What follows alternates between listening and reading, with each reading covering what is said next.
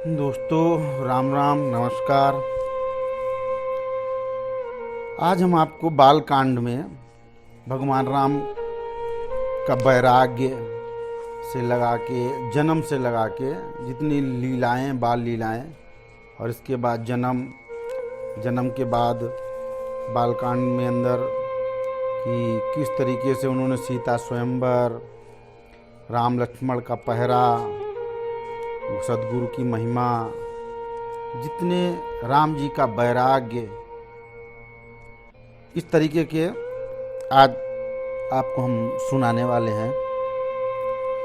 तो प्लीज़ इतनी मेहनत करने के बाद अगर हमारा चैनल आप लोग सब्सक्राइब ज़रूर करें, लाइक करें, लोगों को फैलाएं कि एक शब्द किसी का अगर लग जाता है तो उसमें यज्ञ के बराबर मिलता है, उसका फल बहुत ही महत्वपूर्ण होता है।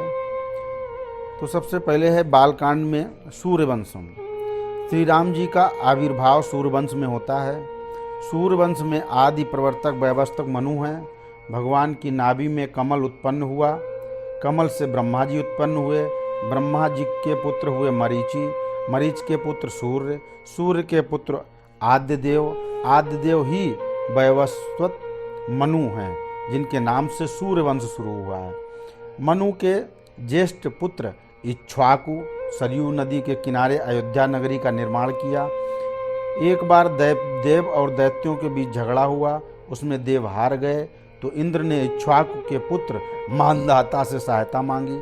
आखिर दैत्यों को हराया गया। मानधाता ने सप्तद्वीप को जीत लिया और वे पूरी पृथ्वी पर एक छत्र शासन करते थे। मानधाता के बाद सत्यव्रत हुए। वे बड़े सत्यवादी, उदार, धर्मनिष्ठ और जितेंद्रिय थे। एक बार उनकी यज्ञ करने की इच्छा हुई कि जिससे वे सदैव स्वर्ग में जा सकें। उन्होंने वशिष्ठ से यह यज्ञ कराने की प्रार्थना की, किंतु वशिष्ठ ने ना कह दिया। तो वशिष्ठ के पुत्रों के पास वे गए। वशिष्ठ ने सत्यव्रत को शाप दिया कि तुमको चांडाल स्वरूप प्राप्त होगा। तदनुसार सत्यव्रत को चांडाल स्वरूप रूप आ गया। तब उनका नाम त्रिशंकु पड़ा। प्रारब्ध के सामने पुरुषार्थ का कोई पूछ नहीं, फिर भी सत्यव्रत अपने संकल्प पर दृढ़ थे। विश्वामित्र बड़े पुरुषार्थी थे। जन्म से क्षत्रिय होते हुए भी उन्होंने ब्रह्म ऋषि की उपाधि प्राप्त की थी। ये आप सभी लोग। विश्वामित्र ने सत्यव्रत की कामना पूरी करने का वचन दिया और वशिष्ठ यज्ञ कराने की तैयारी शुरू की।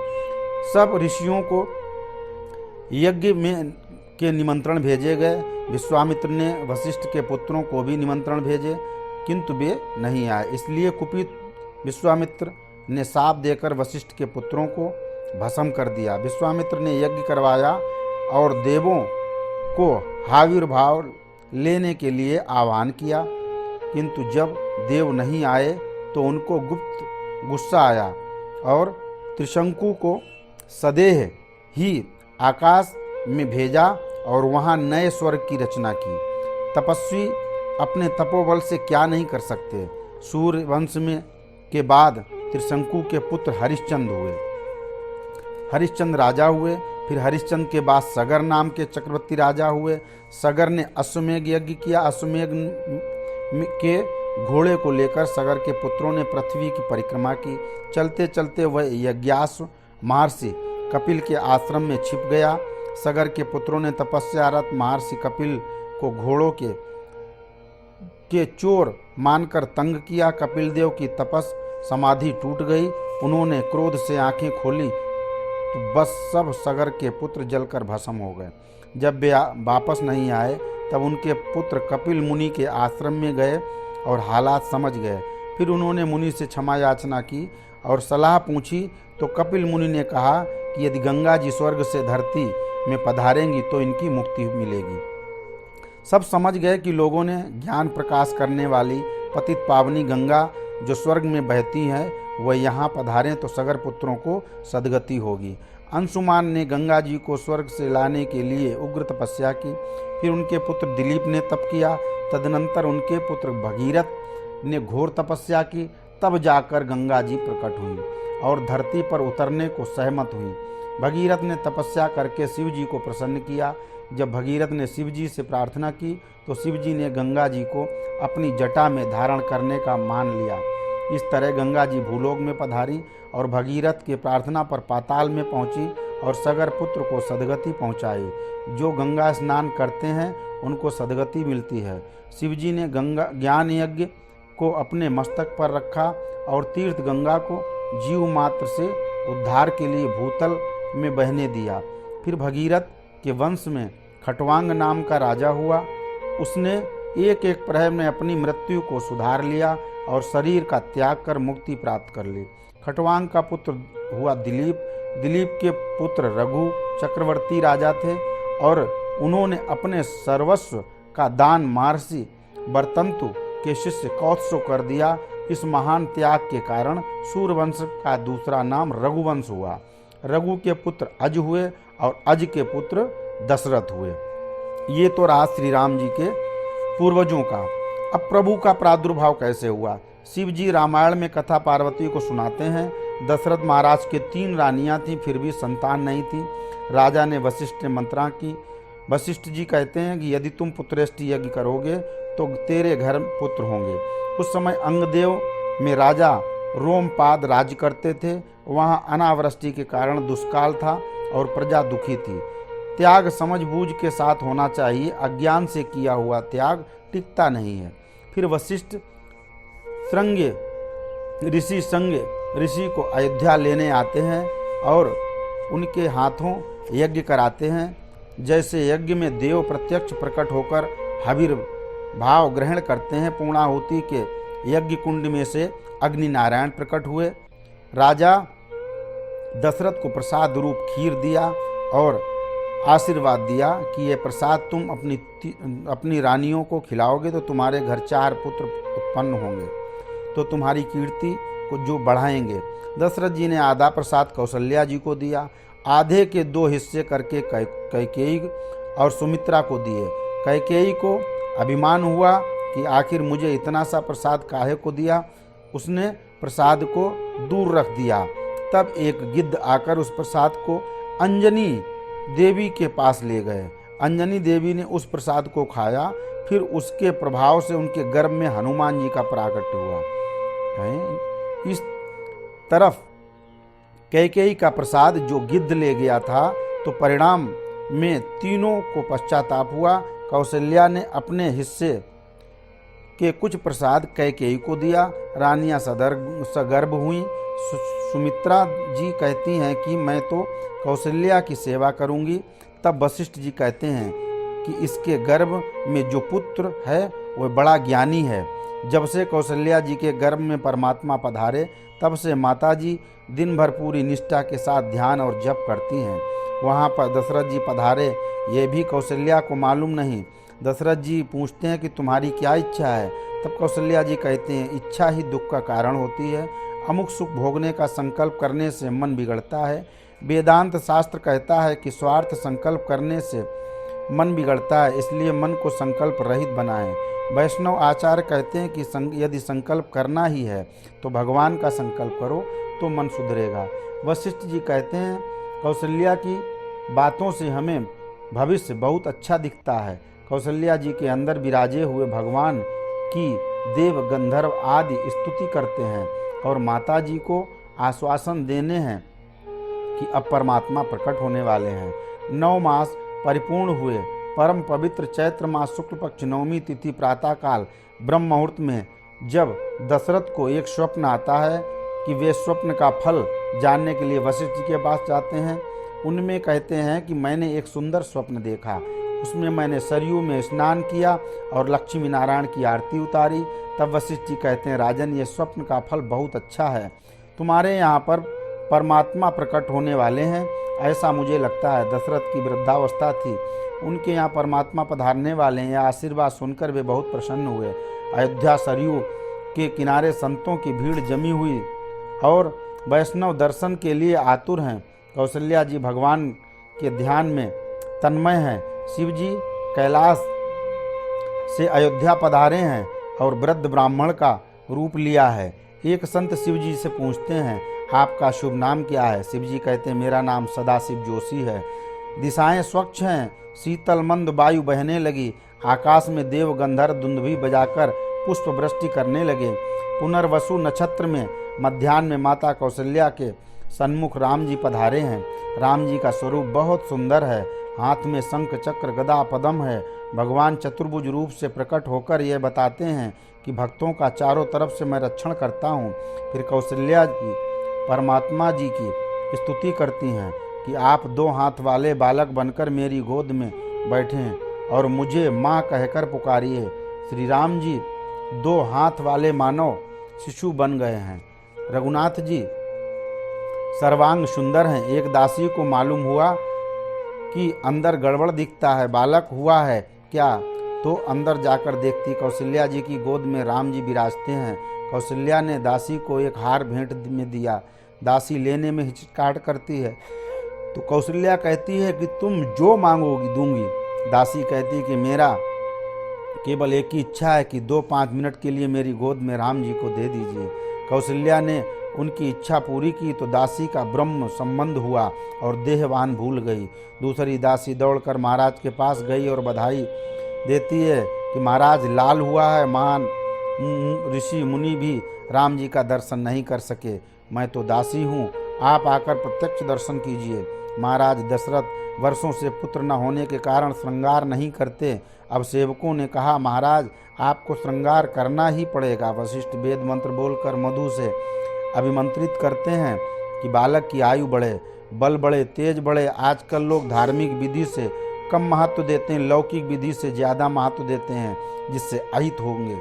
आडंबर प्रदर्शन आदि छोड़ देना चाहिए। कौशल्या के महल में बहुत भीड़ हुई। देव ऋषि साधु संत महात्मा लोग रामलीला के दर्शन करने पधारे थे। राम जन्म महोत्सव से सबको आनंद हुआ, किंतु एक चंद्र को दुख हुआ। चंद्र राम जी के पास आकर जब रोने लगे तो पूछते हैं कि भाई क्यों रोते हो? तो चंद्र कहता है कि सूर्य आपका दर्शन कर संतुष्ट हो गया और आप मुझे दर्शन करने नहीं देता। जो मुझे दर्शन करने नहीं, तब राम जी आश्वासन देते हैं कि अब जब मैं जन्म लूँगा तो रात के 12 बजे चंद्रवंश में प्रकट होऊंगा। तुझे अवश्य दर्शन होगा। जो जागते हैं उनको भगवान का दर्शन होता है, सोने वालों को नहीं होता है। जो जागते हैं वे ही परमात्मा के आनंद का अनुभव करते हैं। जिसका मोह छूट गया, जिसका विवेक वैराग्य स्थिर हुआ है, उसी में परमात्मा से प्रीति होती है और वही परमात्मा की भक्ति कर सकता है।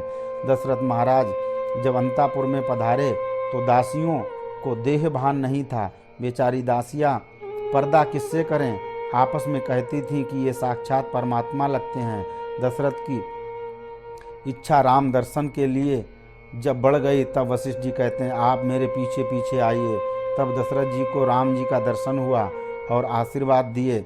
जिनके कपड़े मैले हैं उनको भगवान का दर्शन नहीं होता। जिनकी आँख और हृदय शुद्ध है वे भगवान का दर्शन कर सकते हैं।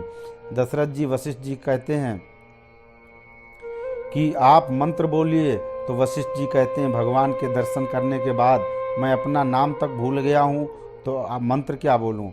ये भगवान स्वयं मंत्र स्वरूप हैं।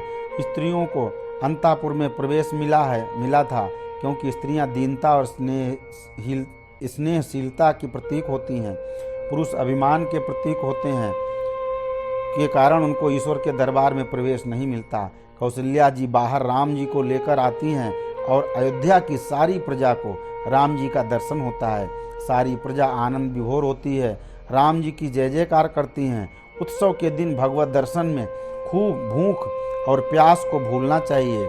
उस उत्सव सफल होता है तब जाके कहीं परमात्मा को हृदय में बिठाएंगे, तब भूख प्यास को भूलेंगे।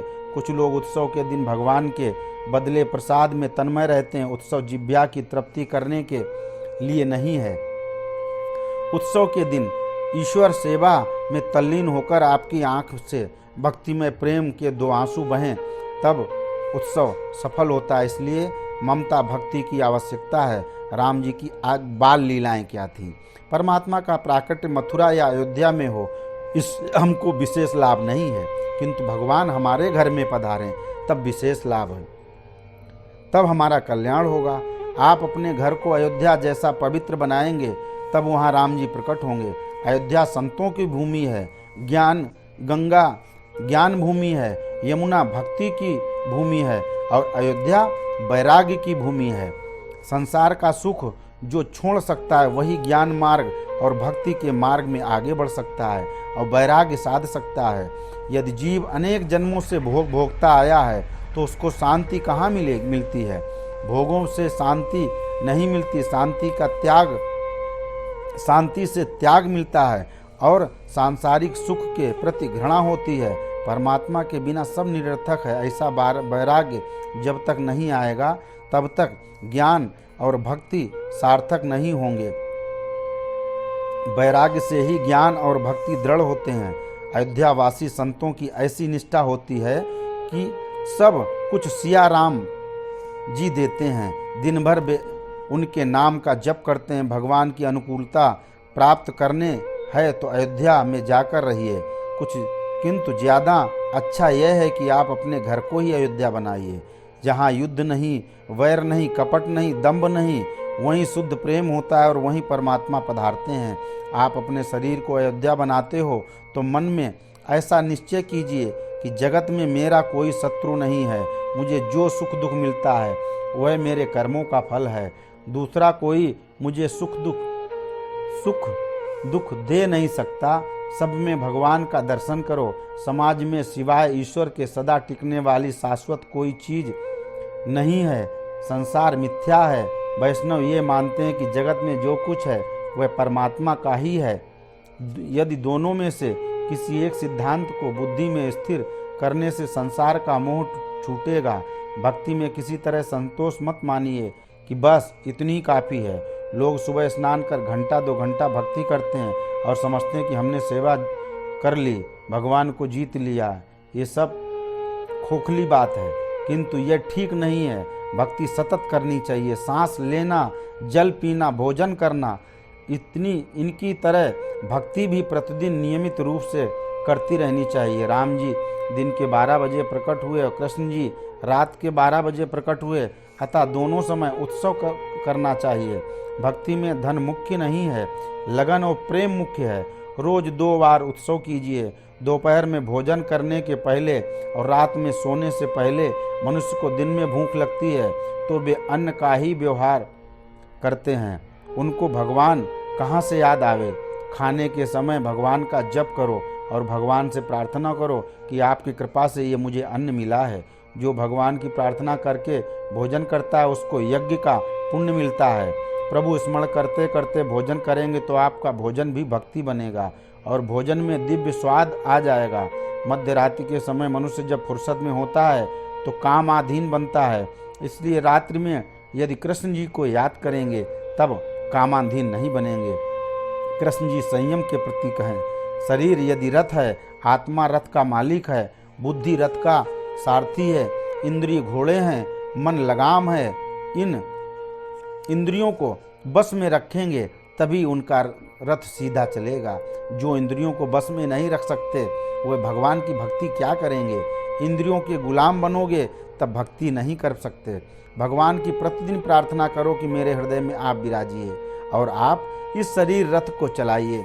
प्रभु अपनी शरण ग्रहण करने वालों भक्त के जीवन और मृत्यु दोनों को सुधारते हैं। इसलिए भगवत भाव के साथ सतत भक्ति कीजिए। गृहस्थ आश्रम भक्ति के लिए सहायक है, किंतु ग्रह की आसक्ति भक्ति में बाधक है। पत्नी भोग के लिए नहीं होती है, धर्माचरण के लिए होती है। अकेला नाविक संसार सागर को पार नहीं कर सकता। संसार पार करने के लिए एक दूसरे का सहकार होता है। पत्नी का संग यदि सत्संग है तो उससे जो अलौकिक आनंद मिलता है वह तप की समाधि से भी मुश्किल से मिलता है। घर छोड़ने वाले को ही भगवान मिलते हैं ऐसा नहीं है। घर में रहकर पवित्र जीवन बितावें तो घर में ही भगवान मिलते हैं। घर में रहने से काम, क्रोध आदि विकारों को जीतना आसान है। शास्त्रों में संन्यास की बड़ी महिमा बताई गई। संसार में सब सुखों का त्याग करे वही सन्यासी। भगवान के अवतार जितने भी होते हैं वे सब गृहस्थियों के यहाँ होते हैं। सन्यासी भगवान का चिंतन तो कर सकते हैं, किंतु गृहस्थ भगवान को पुत्र के रूप में प्राप्त भी तो कर सकता है। प्यार भी कर सकता है। कैकेयी के यहाँ 2 पुत्रों का जन्म हुआ। सुमित्रा जी को 1 पुत्र हुआ। दशरथ जी महाराज के यहाँ कुल 4 पुत्र हुए। कौशल्या जी के पुत्र का नाम श्री राम रखा गया। और जब लक्ष्मण सब दिव्य लक्षण वाले होने के कारण उनका नाम लक्ष्मण रखा गया। भरत प्रेम राम प्रेम से जगत को भर देते हैं। शत्रुघ्न शत्रुओं का नाश करते हैं। चारों बालकों का नामकरण हुआ। परम दिव्य आनंद हुआ। इसी तरह शंकर जी पार्वती से कहते हैं कि राम नाम का जप सब पापों को जड़ से जलाता है। तुलसीदास मीराबाई ने भी राम नाम की बहुत महिमा गाई। राम नाम के दोनों अक्षर सरल हैं। राम जी की बाल लीला दिव्य है। राम जी ने माता जी को बिल्कुल नहीं सताया। राम जी दर्पण में अपना प्रतिबिंब देखते हैं और प्रतिबिंब हाथ में न आने के कारण रोते हैं। तब कौशल्या जी कहती हैं, ये तो मेरा ही प्रतिबिंब है। वैष्णव जन भाग्यशाली हैं जो भगवान के प्रत्यक्ष स्वरूप को देख सकते हैं। भगवान अपने प्रतिबिंब को नहीं देख सकते हैं। राम जी का शरीर सुंदर था, श्यामल था। रामायण में लिखा है कि भगवान यदि आपको संतुष्टि संपत्ति दें तो भगवान की सेवा के लिए नौकर मत रखिए, स्वयं उनकी सेवा कीजिए। लोग मंदिर बनवाते हैं, उसमें नौकर रखते हैं, किसी दूसरे के अधीन भगवान की सेवा, वो सब व्यर्थ है। लोग पैसे के लिए पसीना निकालते हैं किंतु भगवान के लिए चंदन घिसने का काम दूसरे को देते हैं। रामायण में लिखा है कि कौशल्या जी राम के लिए खुद रसोई बनाती हैं। घर में अनेक दास दासियां हैं किंतु भगवान के लिए रसोई करना भी भक्ति है। रसोई करते समय पवित्र विचार करेंगे तब भोजन करने वाले का कल्याण होगा और मन शुद्ध होगा। आजकल माताएं रसोई बनाने में आलस्य करती हैं, बाजार से मंगाकर खा लेती हैं। अन्न का प्रभाव मन पर पड़ता है। रसोई बनाते समय बहुत पवित्रता रखिए तो भोजन करने वाले का कल्याण होता है। जहाँ अति प्रेम होता है वहीं भगवान भोजन करने के लिए पधराते हैं। धीरे धीरे चारों भाई बड़े होने लगे। दशरथ महाराज का बड़ा नाम था। वे राम जी के साथ भोजन करने बैठते हैं।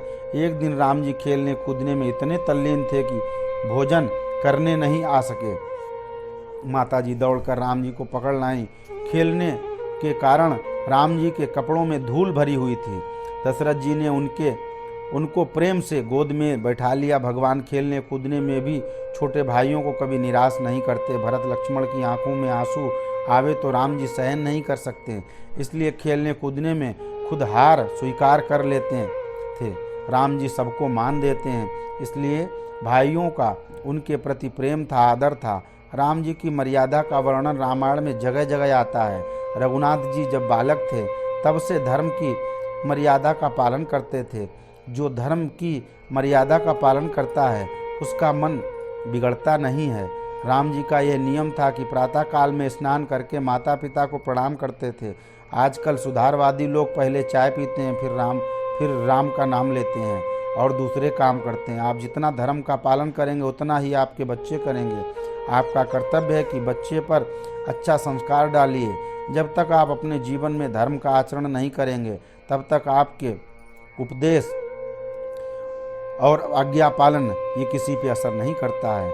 उपदेश क्रियात्मक होना चाहिए जो अपने आचरण के आधार पर हो। साधारण नियम ऐसा है कि बालक अनुकरण करता है। बालक का हृदय कोमल होता है, इसलिए आप अपने आप को और बालक को धर्म की ओर भक्ति का शिक्षण दीजिए। आपने धन दौलत दे दी लेकिन संस्कार अगर बच्चों के नहीं बनाए तो सारा धन व्यर्थ है। अतः माता पिता सबसे पहले धर्म मर्यादा का आचरण करें। कौवे मनुष्य से पहले उठ जाते हैं और मनुष्य से कहता है कि आप बुद्धिमान हो, किंतु हम सूर्योदय से पहले उठते हैं। ये गुण हम में मनुष्यों से ज़्यादा है। प्रातः काल में सूर्य नारायण के तेजोमय स्वरूप का ध्यान करो। सूर्य नारायण बुद्धि सुधारते हैं और आरोग्य देते हैं। सूर्य की उपासना करने वाले कभी दरिद्र नहीं होते हैं। राम जी की प्रतिदिन प्रातः काल में स्नान संध्या करते हैं, माता पिता को प्रणाम करते थे और माता पिता की सेवा में तत्पर रहते थे। विद्या अध्ययन। वशिष्ठ ने चारों सुपुत्रों को उपनयन संस्कार करके किया और रघुनाथ जी वशिष्ठ के घर विद्या पढ़ने गए। प्राचीन काल में ये मर्यादा थी कि राजा का पुत्र भी गुरु के घर पढ़ने जाता था। आजकल मास्टर विद्यार्थी को घर पे पढ़ाने जाते हैं और लड़का कहता है मेरे बाप ने एक नौकर रखा है। गुरु का ऋण बहुत होता है। राम जी भी जगत में पधारते हैं तब गुरु की जरूरत पड़ती है। अग्नि बिना रसोई नहीं बन सकती, फिर भी अग्नि को हाथ से कोई नहीं पकड़ता। इसी तरह माया के अधीन मत बनिए। माया जीव को फंसाती है। जिसको माया से बचने की इच्छा हो उससे पहले इंद्रियों पर संयम रखकर ब्रह्मचर्य का पालन करना चाहिए। मनमाने ढंग से नहीं रहना चाहिए। किसी संत के मार्गदर्शन में रहना चाहिए। एकांत में दत्तचित्त होकर ईश्वर का ध्यान करना चाहिए। राम जी में परमात्मा है, फिर भी जगत को बोध देते हैं कि मुझे गुरु की जरूरत पड़ती है। आजकल के लोग पुस्तक पढ़कर ज्ञानी बन जाते हैं। पुस्तकों से प्राप्त किया हुआ ज्ञान आपको प्रतिष्ठा तो दिलाएगा, किंतु मन की अशांति नहीं दिलाएगा। भक्ति और मुक्ति का मार्ग नहीं दिखा सकेगा। गुरु के आशीर्वाद से जो ज्ञान मिलेगा वही टिकेगा और वही ज्ञानियों को संसार के सुख के प्रति विरक्ति होगी। सद्गुरु की कृपा से ही ज्ञान, विनय, विवेक, सद्गुण और सदाचार मिलते हैं। आजकल गुरुओं की उपेक्षा होती है और पुस्तकों से नकली ज्ञान का प्रचार बढ़ रहा है। शिव जी पार्वती से कहते हैं, जिस भगवान में श्वास में से वेद हुए हैं वे स्वयं वशिष्ठ जी के यहाँ पढ़ने जाते हैं। यह है लोक मर्यादा। आजकल स्कूल कॉलेजों में पैसा कमाने की विद्या तो सिखाई जाती है, किंतु आध्यात्मिक विद्या कोई नहीं सिखाता। ज्ञान का उपयोग कैसे करें, सच्ची विद्या वह है जो जीव को जन्म मरण के जंजाल से मुक्ति दिलाए।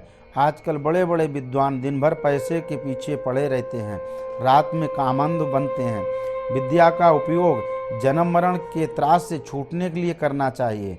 विद्यार्थी अवस्था में संयम की बड़ी जरूरत है। प्राचीन काल में राजा के पुत्र भी गुरुकुल में रहकर सादा जीवन बिताते हैं। गुरु के शील संस्कार विद्यार्थी में आते हैं। जीवन विलासी बिताने वाले प्रोफेसर यदि सांकर भाष्य पढ़ावे तो उसका कोई अर्थ नहीं, प्रयोजन नहीं। भारत में ब्रह्मचर्य का आश्रय है। तब उस समय जो गुरु के यहाँ बच्चे पढ़ने जाते थे उनका ब्रह्मचर्य इतना होता था कि उनकी नज़र ही सब कायाकल्प कर देती थी। भारत देश दिव्य था। ये शहरी शिक्षण के दुर्गुण आए तब से हर बच्चा अपने मनमानी करने लगा, अपने हिसाब से सबको चलाने की कोशिश करता है। जनजीवन कलुषित होने लगा, सारे बच्चे दुखी होने लगे, जीवन मूल्यों का तिरस्कार हो रहा है। राम जी ने संपूर्ण संयम का पालन किया है। राम जी ने जीवन में वैराग्य का आचरण किया है। इस जगत में जो दिखते हैं वह सब अनित्य है। राम जी को वैराग्य होता है तो खाना पीना खेलना अच्छा नहीं लगता। दशरथ जी को चिंता हुई कि वशिष्ठ जी पूछते हैं कि आप राम को कुछ समझाइए। उसी समय विश्वामित्र वहां पधारते हैं। शंकर जी पार्वती जी को ये रामायण कथा सुनाते हैं। विश्वामित्र ऋषि बड़े तपस्वी थे। परमात्मा राम जी के रूप में अयोध्या में प्रकट हुए। ये सुनकर उनके दर्शन के लिए पधारे हैं। विश्वामित्र की गिनती महर्षियों में होती है। साधारण नियम यह है कि मरने के बाद ही जाति बदलती है, किंतु विश्वामित्र जी क्षत्रिय होते हुए ब्रह्मर्षि हुए हैं। वशिष्ठ जी और विश्वामित्र की कथा वाल्मीकि रामायण में बहुत वर्णन आता है। कुश के वंश में गाधी नाम के राजा हुए थे। उनके पुत्र विश्वामित्र जी थे। एक बार वे वशिष्ठ जी के आश्रम में गए। वहाँ कामधेनु को देख विश्वामित्र उस कामधेनु को प्राप्त करने के लिए तपश्चर्या आरंभ की। फिर महादेव जी प्रसन्न हुए और वरदान के लिए बोले। उस वरदान के साथ वशिष्ठ जी के आश्रम में पधारे, फिर भी उनको कामधेनु नहीं मिली। तब उन्होंने उग्र तपस्या करके वशिष्ठ के जैसा ब्रह्म तेज प्राप्त करने का निश्चय किया। तदनुसार उत्कृष्ट तपस्या कर सिद्धि पाई। ब्रह्मादि देवों ने उनसे कहा कि हम मानते हैं कि आप ब्रह्मर्षि हुए हैं, किंतु विश्वामित्र को उतने में संतोष नहीं हुआ। वे कहने लगे कि वशिष्ठ जी जब मुझे ब्रह्मर्षि स्वीकार करते हैं तब मैं मानूंगा। वे वशिष्ठ जी के आश्रम में गए तो वशिष्ठ जी अपनी पत्नी के सत्संग कर रहे थे। उस समय वशिष्ठ जी ने कहा कि विश्वामित्र का ब्रह्म तेज अति निर्मल है। यह सुनकर विश्वामित्र जी प्रसन्न हुए। विश्वामित्र ने उनको बहुत सताया था और वशिष्ठ जी के चित्त में विश्वामित्र के प्रति कोई शिकायत नहीं थी। वे निर्वैर थे। विश्वामित्र वशिष्ठ जी के चरणों में गिर पड़े। वशिष्ठ जी ने प्यार से उनका आलिंगन किया और ब्रह्मर्षि कहकर संबोधन किया। फिर दोनों में मैत्री होने से विश्वामित्र ने जनकपुरी के पास सिद्धार्थ आश्रम में रहते थे उनके यज्ञ करते थे। अनेक यज्ञ किए, किंतु मारीच और सुबाहु आदि राक्षस उनके यज्ञ में विघ्न करते थे। तो उन्होंने सोचा कि मैं अयोध्या जाकर राम जी का दर्शन करूंगा और अपने यज्ञ की रक्षा के लिए उनको ले आऊंगा। सत्कर्म भगवान के दर्शन के बिना सफल नहीं होता, प्रभु स्मरण के बिना हृदय शुद्ध नहीं होता। विश्वामित्र जी समर्थ हैं, किंतु राम जी की मदद से राक्षसों को पराजित करना चाहते हैं। इस बहाने राम जी का प्रभाव संसार को दिखाना चाहते हैं, इसी कारण अयोध्या में पधारे हैं। विश्वामित्र ने सरयू में स्नान किया। सरयू अति दिव्य नदी है, संतों की प्रिय पुण्य सलीला है। तीर्थ में साबुन लगाकर कभी नहीं नहाना चाहिए, कुल्ली कभी नहीं करना चाहिए, कपड़े कभी नहीं धोने चाहिए। तीर्थ में शरीर का नहीं किंतु मन का मैल धोना चाहिए। कुछ लोग गंगा जी में यहाँ नर्मदा जी जाते हैं, बहुत ठंड होती है, यहाँ बीमार पड़ जाते हैं तो स्नान न कर प्रोक्षण कर लेते हैं। तीर्थ में उपवास करने से सात्विक भाव जागता है। तीर्थ में यूं ही घूमने फिरने से कभी नहीं जाना चाहिए। वहाँ पाप नहीं करना चाहिए, वहाँ क्रोध और निंदा नहीं करनी चाहिए। तीर्थ तो पाप धोने के लिए होता है। तीर्थ में जाकर काम क्रोध आदि विकारों को छोड़ें। तीर्थ में ब्रह्मचर्य का पालन करें, सत्संग करें, तपस्वी बने, संयम से रहें। अयोध्या बैराग की भूमि है, यमुना जी भक्ति की भूमि है, ब्रज प्रेम भूमि है, गंगा जी ज्ञान की भूमि है, नर्मदा जी तपोभूमि है। भक्ति भाव से इनकी खूब पूजा करनी चाहिए। जहाँ भय दिखता है वहाँ कछुआ अपने अंगों को समेट लेता है। इसी तरह इंद्रियों पर संयम रखें। इंद्रियों के विषय भयावह हैं, इंद्रियों में को बस में रखें तभी बुद्धि स्थिर होगी। सरयू में स्नान करके विश्वामित्र राजा के दरबार में पधारे। विश्वामित्र को आते देख दशरथ जी उठकर खड़े हुए। आपके आंगन में कोई साधु संत ब्राह्मण आए तो उठकर उनका स्वागत कीजिए। कुछ लोग दान तो देते हैं लेकिन अभिवादन से देते हैं तो भगवान को बुरा लगता है। साधु ब्राह्मणों को अच्छा दान दें किंतु सम्मान पूर्वक दें। दशरथ जी कहते हैं, आप पधारे हैं, मैं कृतार्थ हो गया हूँ, मेरा घर पावन हो गया है। जिस घर में कोई साधु संत पधारते हैं वह घर बैकुंठ बन जाता है। दशरथ जी पूछते हैं, मैं आपकी क्या सेवा करूं? तब विश्वामित्र कहते हैं, मेरे यज्ञ में राक्षस विघ्न करते हैं और राम जी को मेरे साथ भेजिए, वे यज्ञ की रक्षा करेंगे, मेरा यज्ञ संपन्न होगा। इस यज्ञ की पूर्ति से जगत का कल्याण होगा और राम जी की कीर्ति बढ़ेगी। विश्वामित्र ने जब राम जी की मांग की तब दशरथ जी थोड़े ढीले हो गए। कहते हैं, गुरुदेव मेरे राम जी को मेरी आंखों से दूर मत कीजिए। बुढ़ापे में आपके आशीर्वाद से मेरे घर 4 पुत्र हुए, चारों में से मेरा राम सबसे प्रिय है, प्यारा है। जगत के इतिहास में राम जैसा पुत्र नहीं हुआ। वह 2 बार मुझे प्रणाम करता है, बहुत भोला है, तीनों माताओं की सेवा करता है, भाइयों को बहुत प्यार करता है, आंख ऊंची करके किसी स्त्री को नहीं देखता है, संयम की मूर्ति है। गुरुजी, जल के बिना मछली जी सकती है किंतु मैं अपने राम को देखे बिना नहीं जी सकता हूँ।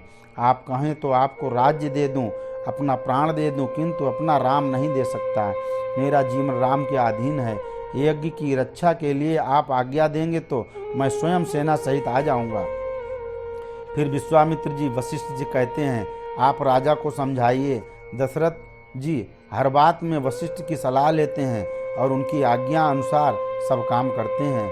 वशिष्ठ जी दशरथ को एकांत में ले गए और कहा, विश्वामित्र को ना कहना ठीक नहीं है। राम जी के जन्माक्षर देखने से मुझे लगता है कि इस साल में उनका लग्न योग है। विश्वामित्र जी राम जी का लग्न कराने आए हैं, आप उनके साथ राम जी को भेजिए, सब कुछ मंगल होगा। दशरथ जी कहते हैं, महाराज यदि राम जी का लग्न होता हो तो कल क्या आज ही भेजने को राजी हूँ। दशरथ जी विश्वामित्र जी से कहते हैं, आप मेरे राम को इच्छा अनुसार ले जाइए। राम जी को अब वैराग्य कैसे हुआ ये सुनिए। विश्वामित्र जी के कहने से फिर वशिष्ठ जी ने राम जी को दिव्य उपदेश दिया, जिसको महात्मा लोग योग वासिष्ठ महारामायण कहते हैं। योग वासिष्ठ को पढ़ना चाहिए। उसका प्रथम संस्करण प्रकरण वैराग्य का है, वह विशेषता पढ़ने योग्य है। संसार का सुख जब तुच्छ लगेगा तभी भक्ति की प्राप्ति होगी। विश्वामित्र जी की आज्ञा से दशरथ जी ने राम जी को दरबार में बुलाया। राम जी पिता से वैराग्य की बात करते हैं। मन को वश में करना कठिन है, इंद्रियों के गुलाम मत बनिए, इंद्रियों को वश में रखना चाहिए। ज्ञान मार्ग कहता है कि इंद्रियों से संघर्ष करो, भक्ति मार्ग कहता है इंद्रियों को प्रभु के मार्ग में लगाओ। मनुष्य के लिए भक्ति मार्ग आनंद देता है, वह आसान भी है। मन ही जीवन को बंधन में रखता है, मन ही साधन करने नहीं देता है। इस मन रूपी शत्रु को जीतने के लिए समदम आदि साधन की प्राप्ति जरूरी है। मन का कोई आकार नहीं होता है, मन का भक्ति निष्ठ लय हो तभी मुक्ति मिलती है। तृष्णा अति भयंकर है, वह मनुष्य को भयग्रस्त बनाती है। तृष्णा कभी तृप्त नहीं होती। मनुष्य जैसे वृद्ध होता है वैसे तृष्णा युवा बनती है। भोग भोगने से शांति नहीं मिलती, किंतु जिसको भोग में आसक्ति है उसका शरीर स्वस्थ नहीं रहता, और जिसको द्रव्य में आसक्ति उसका मन बेचैन और लालची रहता है। ये शरीर क्षणभंगुर अनित्य है। पशु पक्षी भी जीते हैं, किंतु जिन्होंने अपने मन को वश किया है उसी का जीवन श्लाघ्य है जीवन है। मनुष्य देह प्राप्त करके जो भक्ति साधना नहीं करता वही जन्म मरण के चक्कर से छूट सकता है। जो भक्ति साधना करता है वही जन्म मरण के चक्कर से छूट सकता है और उसी का जीवन सफल है। काल जब पकड़ेगा तब उसकी पकड़ को कोई छुड़ा नहीं सकता है। काल की पकड़ से वही छूट सकता है जिसको भगवान के दर्शन हुए हैं। एक बार शंकर जी से किसी भक्त ने पूछा, महाराज आप शरीर पर भस्म क्यों लगाते हो? शिव जी कहते हैं इसलिए कि एक दिन ये शरीर भस्म बनने वाला जो है ना, ये शरीर वासना का केंद्र है। वासना के सहारे ये बिगड़ता है।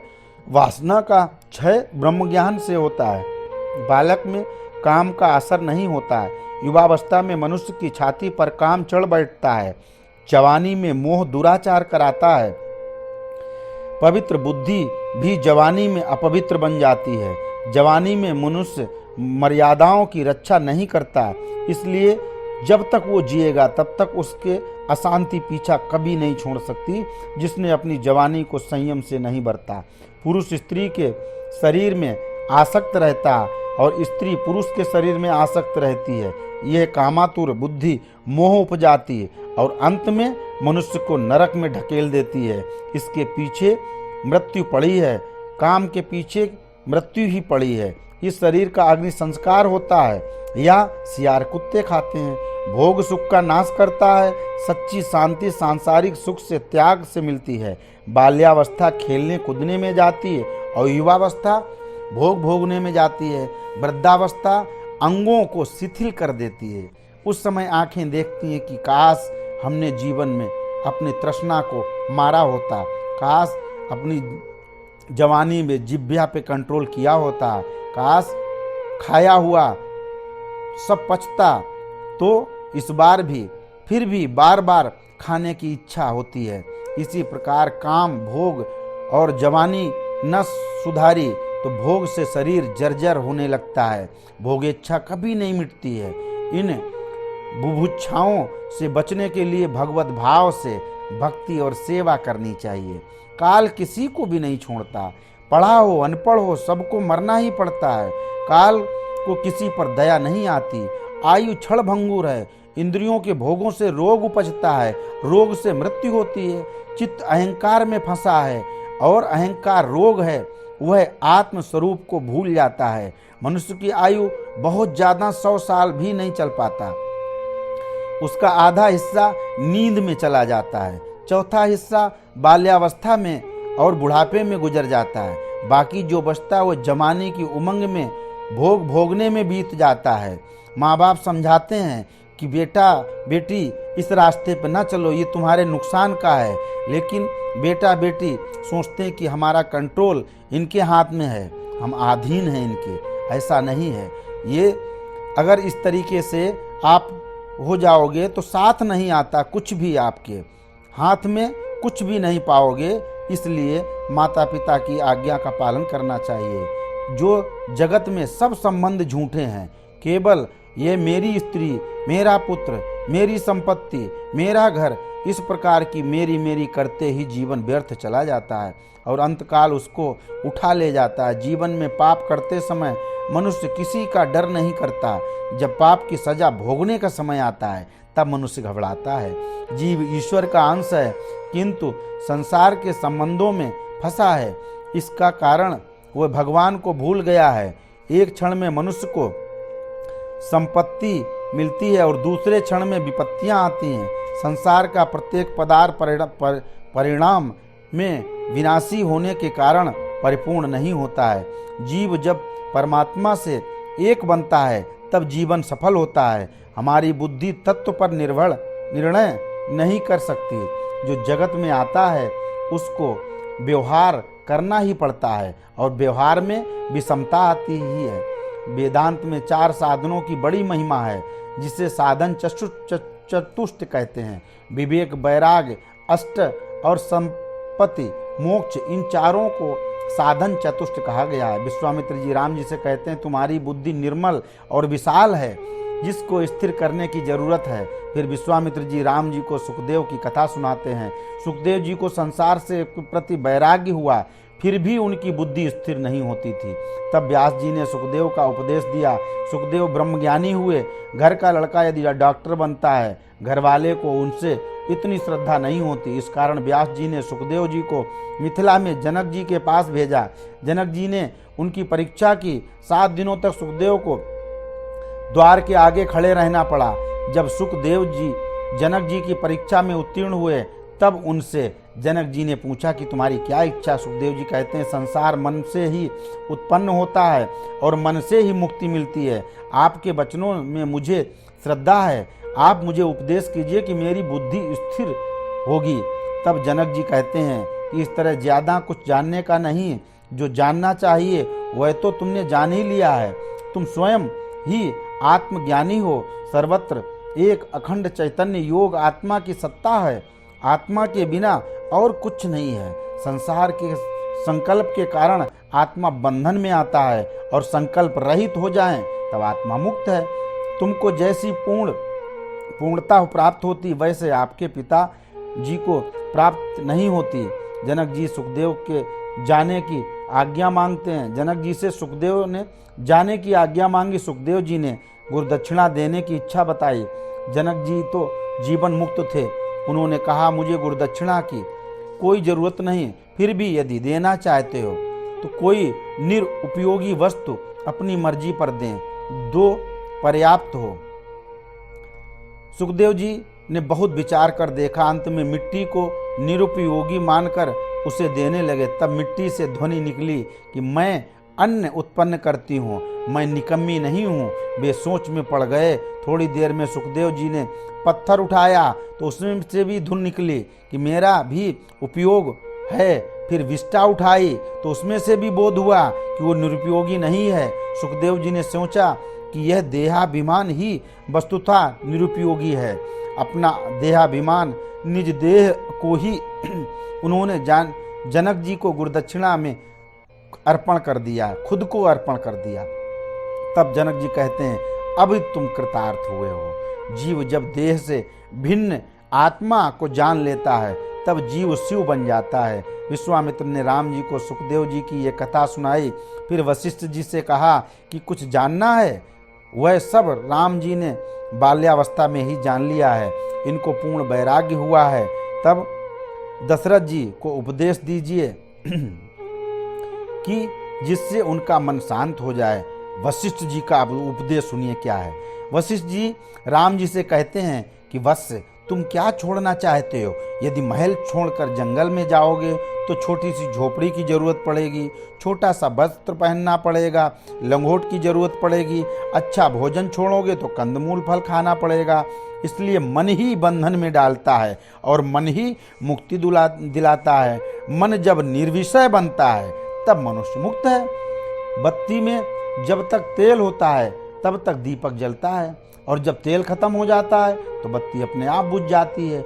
विषयों के चिंतन से मन जीता है और यदि विषयों में चिंतन को छोड़ दो तो मन शांत होगा। स्वप्न का संसार अज्ञान में से उत्पन्न होता है।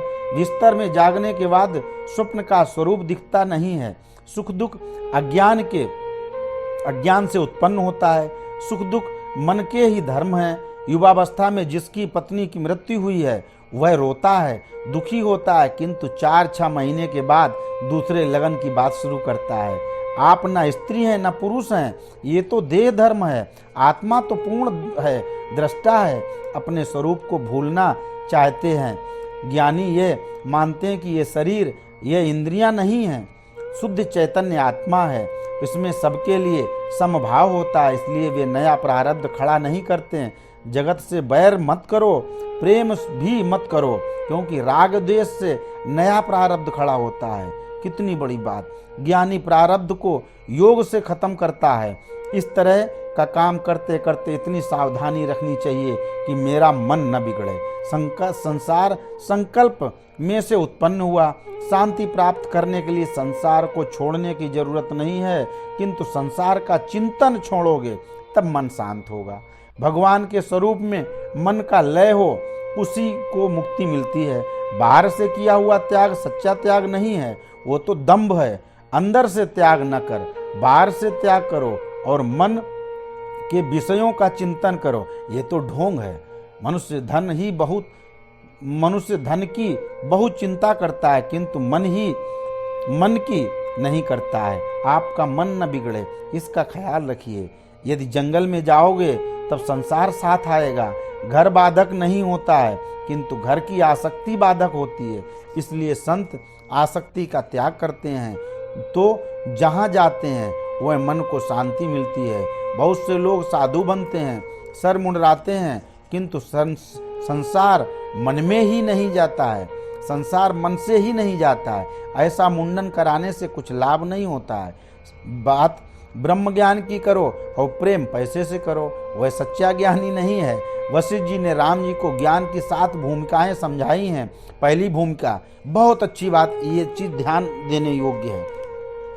वशिष्ठ जी ने राम जी को 7 बातें कौन सी समझाई? पहली भूमिका का नाम है शुभ इच्छा। आत्म कल्याण के लिए किसी ब्रह्मनिष्ठ गुरु की शरण में जाकर आत्म साक्षात्कार की उत्कृष्ट इच्छा ही शुभ इच्छा है।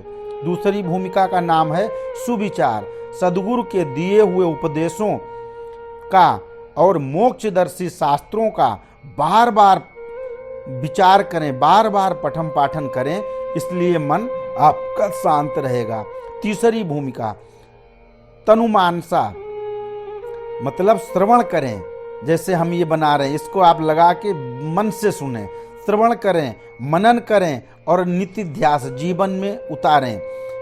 नितिध्यासन द्वारा विषयों में जिसे अनासक्ति होती है और बुद्धि की सूक्ष्मता प्राप्त होती है, उसको तनुमानसा कहते हैं। पहली 3 भूमिकाएं साधारण कोटि की हैं, बाकी 4 ज्ञान की कोटि की हैं। 3 भूमिकाओं तक सगुण ब्रह्म का चिंतन करें और ये 3 भूमिकाएं सिद्ध होने से अविद्या का नाश होता है। चौथी भूमिका क्या है? चौथी भूमिका को कहते हैं सखापत्ति। ज्ञान की चौथी भूमिका वाले पुरुष ब्रह्मविद बनते हैं। 5वीं भूमिका को कहते हैं अनासक्ति। चित्त में परम आनंद और नित्य ब्रह्मात्म भावना को साक्षात्कार स्वरूप जो चमत्कार होता है उसका नाम है अनासक्ति। उसमें अविद्या और काम का संबंध नहीं होता है। 6ठी भूमिका है पदार्थ भावनी, मतलब पदार्थों में दृढ़ अप्रतीति हो, उस अवस्था को पदार्थ भावनी कहते हैं। इसमें देह ध्यान छूट जाता है और आखिर पागल अवस्था प्राप्त होती है। आखिरी भूमिका है तुरिया, तुर्यगा। इन 3 अवस्थाओं को प्राप्त उस अवस्था को तुरेगा कहते हैं जिस अवस्था में पुरुष परमेश्वर को आत्म रूप से अनुभव करता है। वशिष्ठ जी राम जी से कहते हैं, आप तो परमात्मा हैं, आप लीला करने के लिए पधारे हैं, जगत का कल्याण करने के लिए पधारे हैं, आप सब कुछ जानते हैं। आपके पावन नाम से जीव का मन सुधरता है। राम सबके सद्गुरु हैं, जो आचरण के द्वारा उपदेश करे वे सद्गुरु हैं। रामायण में लिखा है कि राम जी बहुत कम बोलते हैं और एक वचनी हैं। राम जी का उपदेश क्रियात्मक है, आचरण मूलक है। उनके प्रतिक्रिया ज्ञान और भक्ति सबको समर्पित किया जाता है। साधारण मनुष्य यही समझता है कि व्यवहार और भक्ति दोनों अलग अलग चीजें हैं, किंतु ज्ञानी ऐसा नहीं समझते।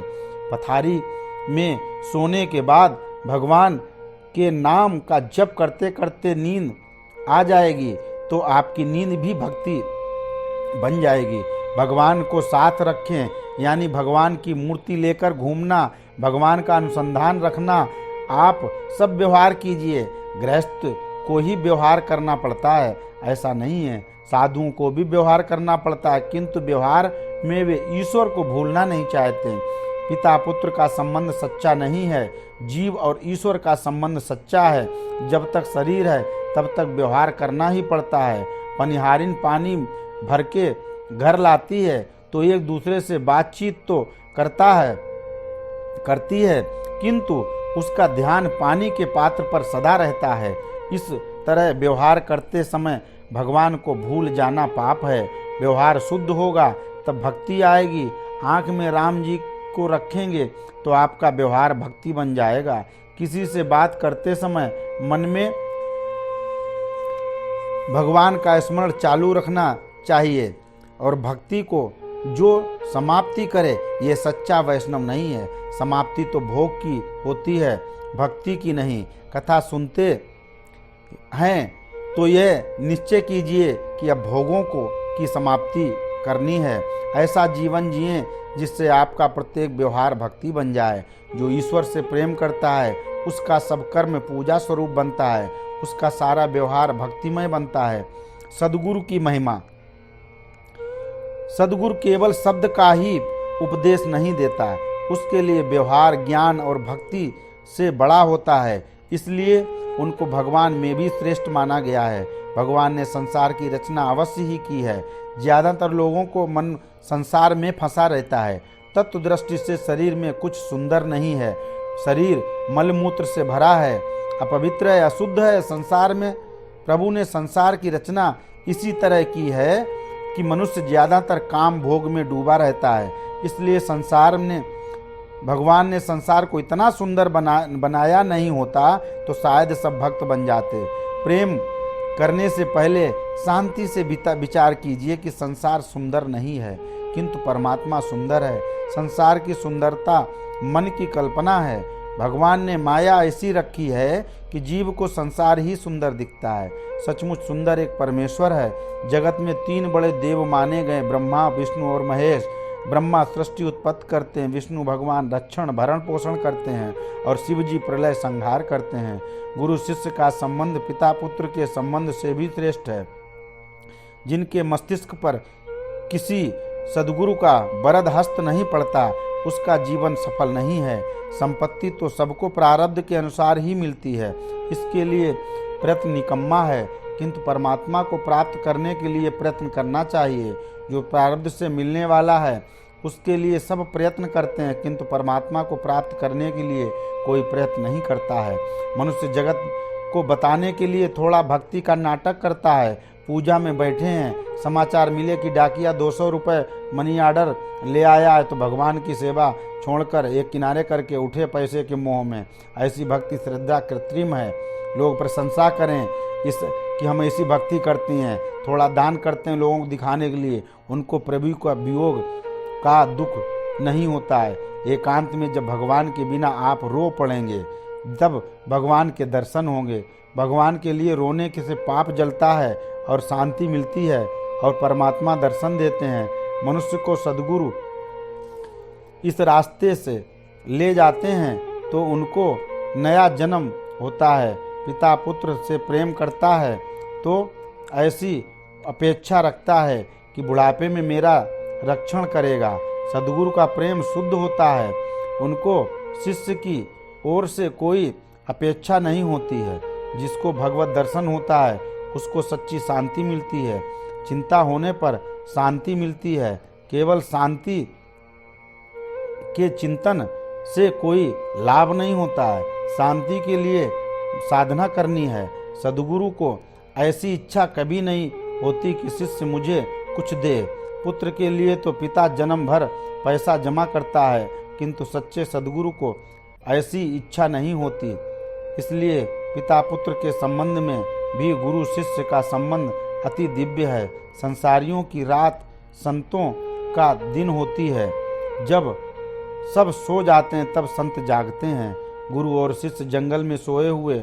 गुरु अपनी आदत के अनुसार जल्दी उठ गए, ध्यान में बैठने की तैयारी करे। तब एक सांप शिष्य के पास आता है। गुरु ने सांप से पूछा कि कहाँ जाता है?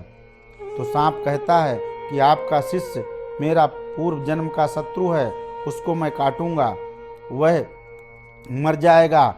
1000 आदमी बैठे होंगे तो भी सांप उसको काटेगा। जिसने पूर्व जन्म में सांप से शत्रुता की हो, ये नियति की रीति है। गुरु सांप से कहते हैं, मेरे चेले के बदले मैं तुमसे माफ़ी चाहता हूँ, उसको मत काटना। फिर यदि काटना है तो मुझे काट सकते हो। यदि पुत्र सांप काटने आएगा तो बाप ऐसा थोड़ा ही कहेगा। इसलिए गुरु पिता से भी श्रेष्ठ है। सद्गुरु शिष्य के जीवन को सुधारते हैं और शिष्य को जन्म मरण के त्रास से छुड़ाते हैं। सद्गुरु परम हितैषी हैं। श्री राम जी सद्गुरु हैं। ईश्वर ऐसी चीज नहीं है जो एक जगह रख सके। जिसको परमात्मा का सर्वत्र अनुभव होता है वही दूसरे में प्रभु का दर्शन कर सकता है। गुरु के बिना कुछ सिद्ध नहीं हो सकता है। गुरु कृपा करने से ही मन शुद्ध होता है। मन में 2 प्रकार के मैल होते हैं, स्थूल और सूक्ष्म। साधना करने पर स्थूल मैल का नाश होता है। गुरु कृपा के बिना सूक्ष्म मैल नाश नहीं होता। गुरु कृपा करें तो मन शुद्ध होता है। गुरु की कृपा से ही मन और बुद्धि की सूक्ष्म वासना जाएंगी। जो संपत्ति देकर सुखी करे वह सच्चा गुरु नहीं है। कुछ लोग गुरु महाराज से लॉटरी के इनाम के लिए प्रार्थना करते हैं। एक भाई हमसे पूछने आए कि मुझे कोई संख्या बताइए, लॉटरी पर इनाम मिलेगा तो मैं थोड़ा अंश दान में दे दूंगा। किंतु सच्चे संत संपत्ति या संतति का आशीर्वाद नहीं देते हैं। संतति देकर सुखी करना संतों का काम नहीं है। जिनके मंत्र के पाने के बाद मेरे मन में प्रभु के प्रति प्रेम जगे, तब माना कि ये सच्चे सद्गुरु हैं। गुरु शिष्य के स्वभाव को सुधारते हैं, मन को भी सुधारते हैं, पाप से छुड़ाते हैं, विकार वासनाओं का नाश करते हैं। संत मौन रहकर भी उपदेश देते हैं। उनके व्यवहार लोगों के मन में ज्ञान और भक्ति को जताए रहते हैं। इसी प्रकार राम जी की प्रत्येक क्रिया उपदेशमय होती है। राम जी जैसा बोलते हैं वैसा ही व्यवहार करते हैं। राम जी का प्रत्येक व्यवहार प्रजा के हित के लिए ही है। ये भगवत स्वरूप के अवतार शास्त्रीय तत्व के रूप में है। अतः आप राम जी के हृदय से अपने हृदय को मिलाइए, यही उनकी उत्तम सेवा है। दशरथ जी को अति आनंद हुआ। राम जी पिताजी से पूछते हैं कि आपकी आज्ञा है। तब दशरथ जी कहते हैं, विश्वामित्र जी के यज्ञ का रक्षण करने चलोगे? राम जी कहते हैं कि आप जो आज्ञा देंगे वह करूँगा। माता जी की भी आज्ञा लेकर आते हैं। राम जी कौशल्या माँ को प्रणाम करने गए। लक्ष्मण जी कहते हैं, पिताजी ने हमको आज्ञा दी है कि विश्वामित्र के यज्ञ का रक्षण करने जाओगे, अब हम आपका आशीर्वाद लेने आए हैं। कौशल्या जी ने सोचा कि दोनों लड़के अब युवावस्था में प्रवेश करते हैं। यदि इनको इस तपस्वी संतों का सत्संग होगा तो इनका कल्याण होगा और ये सुखी बनेंगे। बुढ़ापे में बहुतों की बुद्धि आती है, लेकिन जब शरीर दुर्बल हो जाता है, शक्तिहीन होता है, तब विवेक कुछ काम का नहीं होता है। युवावस्था में ही इतनी भक्ति और माता पिता गुरु की सेवा करनी चाहिए जो कि बुढ़ापे में हमें याद रखने लायक जब रहें तो उस समय हमारा मन शांत रहे। ज़्यादातर मनुष्य उस उम्र में पशु जैसा रहता है। संत के प्रत्येक व्यवहार में बोध भरा होता है, माता पिता के प्रत्येक व्यवहार में बोध भरा होता है, लेकिन जवान व्यक्ति इसको नहीं समझता है। संत मनुष्य को जन्म मरण के चक्कर से बाहर निकालने की कोशिश माँ बाप और गुरु ही करते हैं। मन को शुद्ध करते हैं। परमात्मा के दर्शन में विघ्न करने वाले 3 बाधक तत्व मल, विक्षेप और आवरण, इन तत्वों के कारण मन मलिन होता है। ये तत्व दूर जाएं फिर मन स्थिर हो जाएगा, परमात्मा का साक्षात्कार होगा। ये गुरु कृपा के बिना नहीं हो सकता है। महाराष्ट्र में नामदेव के एक संत थे। उनके मन में थोड़ा अभिमान था कि भगवान मुझसे बात करते हैं। एक जगह पर संतों की मंडली जमी हुई थी, तो मुक्ताबाई ने गोरा चाचा से कहा कि संतों की परीक्षा करो, इनमें कौन पक्के कौन कच्चे। गोरा चाचा ने सब संतों के सर पे टोपियां लगाईं तो पैसा लेने ही नामदेव की हंडी कच्ची है। फिर नामदेव जी विठोबा के पास आए तो भगवान कहते हैं कि मेरे भक्त विठोबा खेचर के पास जाओ, वे तुमको ज्ञान देंगे। नामदेव जी की विठोबा खेचर के यहाँ पहुँचे, तब पता लगा कि खेचर जी शिव जी के मंदिर में सोए हैं। नामदेव वहाँ गए तो देखा कि खेचर जी शिवलिंग पर लात रखकर सोए हैं। उन्होंने कहा कि आप अपना पैर हटा लीजिए। खेचर जी ने कहा कि तुम ही मेरे पैरों को ऐसी जगह रख दो जहाँ शिवलिंग ना हो। नामदेव जहाँ जहाँ पैर रखते हैं वहाँ वहाँ शिवलिंग प्रकट हुए। तब नाम जी को आश्चर्य हुआ। विठोबा जी कहते हैं कि भगवान सर्वत्र विराजते हैं। भक्ति को ज्ञान का साथ मिला तो वहाँ से लौटकर नामदेव एक पेड़ के नीचे नाश्ता करने बैठे, तब वहाँ कुत्ता आया और रोटी उठाकर भाग गया। नामदेव जी को कुत्ते में भी भगवान दिखा। नामदेव जी कटोरी घी की लेके कुत्ते के पीछे दौड़ते हैं और चिल्लाते हैं कि विट्ठलनाथ खड़े हो जाओ, रोटी में घी तो लगा लो। नामदेव जी सच्चा ज्ञान मिला, इसलिए भगवत भाव उनमें जगा। कौशल्या जी ने आशीर्वाद दिया कि तुम्हारे पिताजी जैसा कहें वैसा ही करना। माँ का हृदय प्रेम से पिघल गया और विश्वामित्र से कहती हैं कि मेरा राम इतना शर्मात्मा है कि भूख लगती है तो भी मुझसे कुछ मांगता नहीं है। उसको आप रोज मक्खन और मिश्री खिलाइएगा ताकि वो दुबला ना हो जाए। विश्वामित्र ने आश्वासन दिया कि ऐसा ही होगा। ये बालकांड का प्रथम अध्याय, प्रथम भाग्य मतलब आधा बालकांड का ये हमने जो आपको सुनाया, इसमें बहुत आनंद। आगे का दूसरा भाग कल हम आपको सुनाएंगे। इसमें बस यही हम एक चाहेंगे कि उसको खूब मन से, आपको कोई प्रयत्न नहीं करना है, आपको केवल कान में लगा के और एक एक चीज़ सोचना है कि जीवन का वास्तविक अर्थ क्या है, जीवन में हम पैदा क्यों हुए हैं। बस इसी को अगर मन में जानकर आप इसको मानकर आप इसको सुनोगे तो हम जानेंगे बहुत कल्याण होगा। ये सबको आपको सुनने के लिए हमारे चैनल के साथ बने रहें।